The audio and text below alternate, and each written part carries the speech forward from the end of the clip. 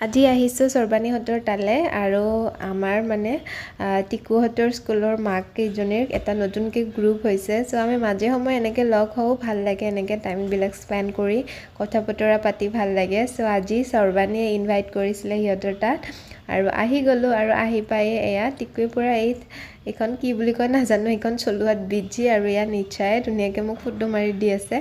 আৰু এইজনী হৈছে শ্ৰীনিধি আৰু এয়া দেখিছে গোটেই বাচ্চাকেইটাক পূৰা খেলাত বিজি আৰু ইহঁতকেইটা লগ হ'লে যিমান খেলে সিমান উৎপাতো কৰে। আৰু এইফালে টিকুৱে পূৰা আমাৰ নাচি আছে আৰু গোটেইকেইটাই ৰাইমছো ক'লে বাৰু, ধুনীয়াকৈ টাইমখিনি কটালে আৰু এতিয়া আহি গ'ল মেইন পাৰ্ট খোৱালে।